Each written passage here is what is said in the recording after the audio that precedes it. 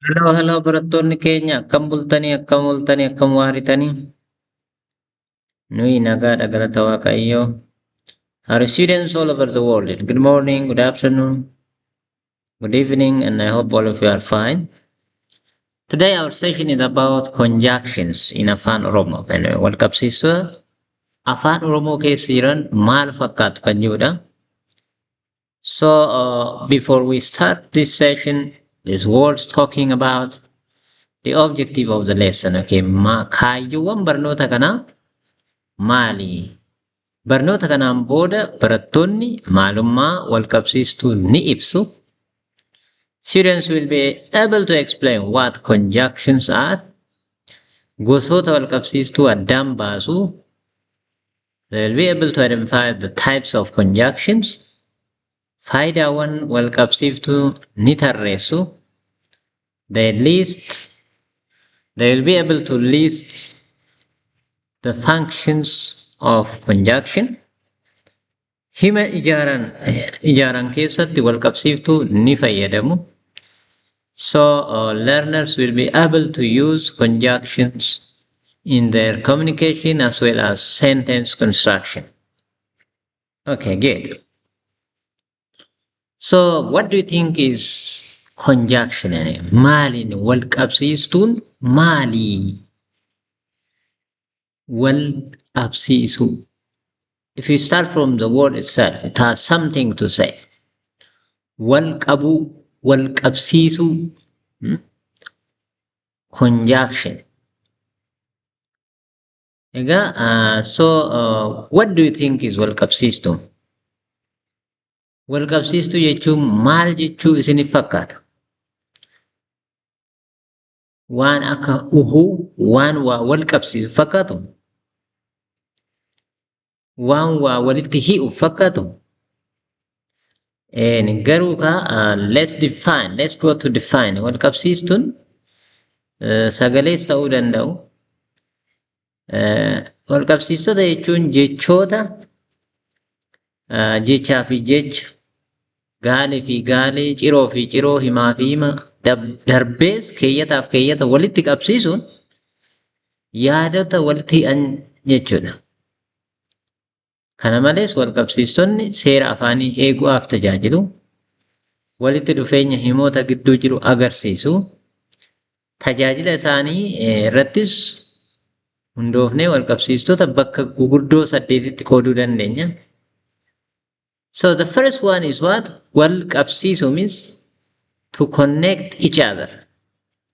So these words are what? This group of words serves to connect word with word, phrase with phrase, clause with clause, sentence with sentence, even to connect a paragraph with the next paragraph. Wal means each. Wal jaalachu, loving each other.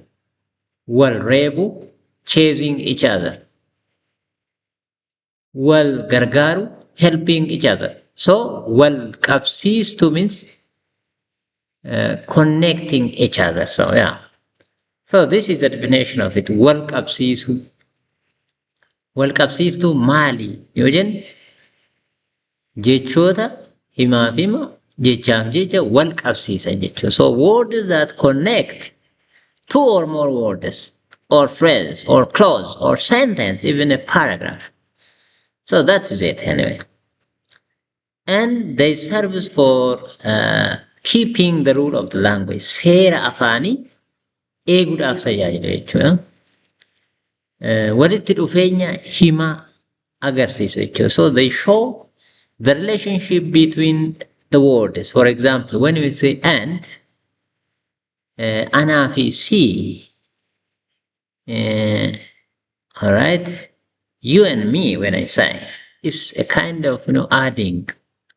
Ani fi ati obboleeyyani. I and you, we are brothers, all right? Inni yookiin isheen, she or he, inni yookiin isheen asitti argamuu qaban ture. He or she should be present at this place, if we say. So it's a kind of optional, right? It will not be this, okay, yeah. Of course, in meaning,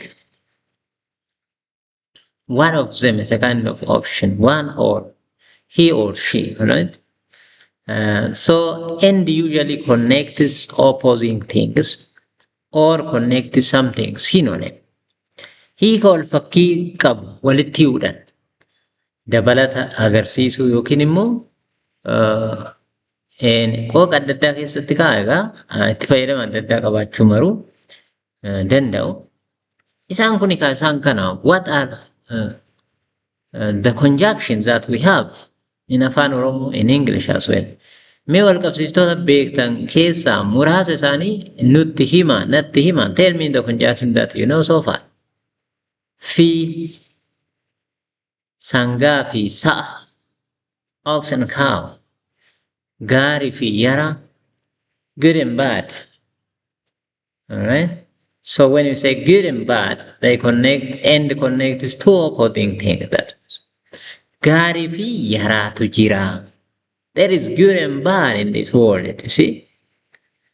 Yookiin gaarri yookiin tulluun lafa ol kaadha. Mountain has got two names in Afan Oromo. Tullu, gaar. So it's all the same, but like hill and a mountain, you can say. So hill is a small one, but in Afan Oromo we say gaar, tullu.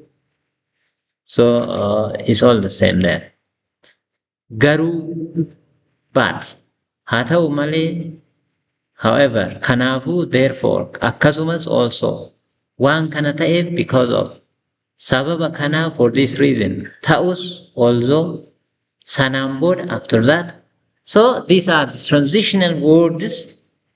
Yookiin immoo isaan kun jechoota gidduutti argaman dhufanii walitti qabsiisuun tajaajilan jechuudha. Egaa erga mana jenne walqabsiistuu jechuun maali? What does conjunction means? Jechoota jechaaf jecha, gaaleef gaalee, ciroof ciroo, himaaf hima wal qabsiisu. Wal qabsiisu means what? Connect each other. Yeah, very good. Baay'ee gaariidha. Egaa so let's continue. Walqabsiistuu gosa meeqatu jira? How many types of conjunctions are there? So based on their function, we have already classified it here into 8 parts. So the first one is what? Walqabsiistota ida'ama yaadaa agarsiisan. Transition that shows, conjunction that shows addition. Addition means dabaluu kanaan. Bitaa fi mirga, right and left. Dabalatees gaaraa fi daka. Kana malees bukkee fi bukkee. So when we say fakkeenyaaf fi means and, kana malees means in addition, dabalataanis is also the same way. Akkasumas is also. Itti dabalee means adding that, furthermore like that. So bishaan dhugaatiif ni tajaajila, kana malees qulqullinaaf itti fayyadamna. So the version in English is here. Water service for drinking. Besides, we use it for washing, right? Tolasaa fi caalaan barattoota ciccimoodha. Tolasaa and caalaa are clever students. So here we have kana malees, fi, dabalataanis. In addition to this, it means akkasumas also, alright? So we have this. This shows what? Addition anyway. Isaan kun maal argisiisu? Dabalata waan tokko agarsiisu. They show additional conjunctions that show addition. In itti aanu, the next one is what? Walqabsiistota yaada faallaa.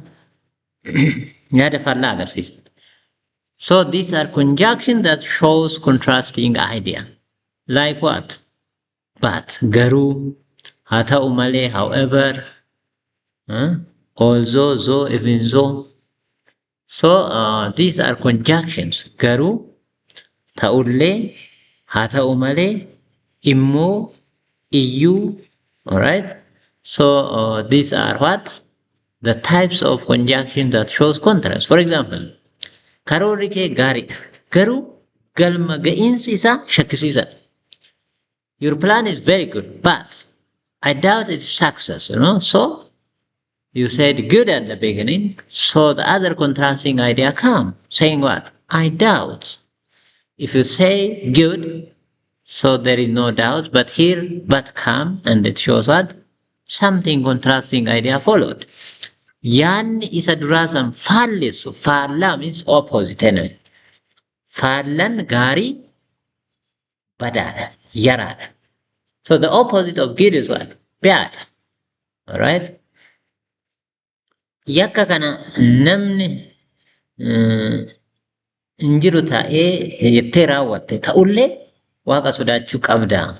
Even though you committed this crime assuming that there is no one, you should afraid of God. It says ta'ullee. Alright? Even though. Guddataan barataa cimaadha. Haa ta'u malee qormaata hin darbine. Guddataa is a clever student. However, he didn't pass the exam. Alright? So these are garuu, ta'ullee, haa ta'u malee, immoo, ta'us, iyyuu, illee. These are what? Conjunction that shows what? Contrasting idea, right? So just we are going through the types of conjunctions we have in Afan Oromo by relating it with English. So this is one awareness. So let's go forward. Walqabsiiftoota filannoo yaada agarsiisan. So these are conjunctions that shows alternative idea. For example, yookiin, moo, kanas ta'e sana. So here we say nyaata yookiin dhugaatii filadhu. Choose either food or drink. Alright? Bishaan moo booka siif wayya. Do you prefer water or local beer? Here the word is yookiin, moo. They appear that they represent or anyway. Alright? So we use moo usually when we make question. Kana moo san, asi moo achi, here or there, this or that. Alright? So when we say like that, we use moo anyway, moo. Kana moo san, as moo achi. So here or there, this or that, when we say, we use moo anyway, or. But here, nyaata yookiin, so when we have meaning that are similar, barsiisaa yookiin abbaa qalamaa keetii, your teacher or the father of your pen, father pen, right? Pen father. Yeah. Or comes in that context, or yookiin. So yookiin is what? Either or. Moo is also or. Kanas ta'e sana. This means what? Whether this or that. Isas ta'e ishee, either he or she. So these are what? The conjunctions we use in showing alternative. Yookiin, moo, ana moo, si. Is it me or you? Alright? So we say like that. The fourth one is what? Walqabsiiftoota bu'aa agarsiisan. So these are conjunctions that shows result. Therefore, kanafuu, kanaaf, waan kana ta'e, for this reason, kanarraa kan ka'e, as a result of this, akka kanaan, haaluma kanaan, based on this situation. So especially that shows result is what? For this reason. Waan kana ta'eef, kanarraa kan ka'e, kanaaf, kanaafuu, we say.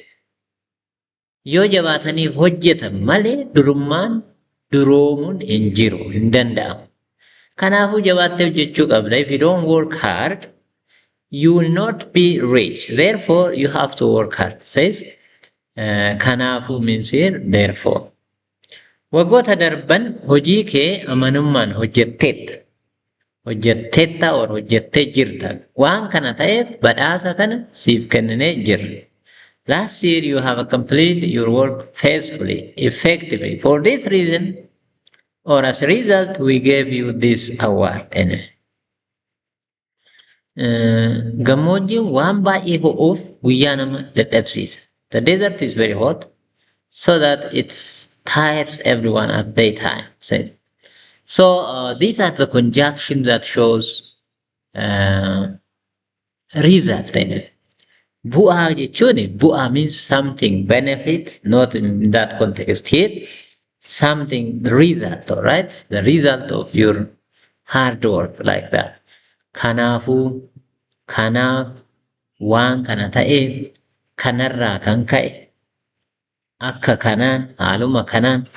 So we say like that, and this is the fourth type of conjunction we have. In the fifth place, walqabsiistota sababa agarsiisan. Conjunction that shows reason. Waan, malee, sababa kanaaf, erga. So for example, sababa kanaafan namni afaan Oromoo barachuu qaba. Sababa kanaafan YouTube bane. Everyone need to learn Afan Oromo. That's why I opened the opportunity, you may say. All right? Waan machaa'eef boolla bu'ee cabe. Because he was intoxicated or drunk, he broke his leg, all right? He fell into a hole and then broke his leg. One means one, that is sin. One machaa'eef, one yaada'eef, one da'abeef because of his tiredness, his intoxication, his busyness, like that.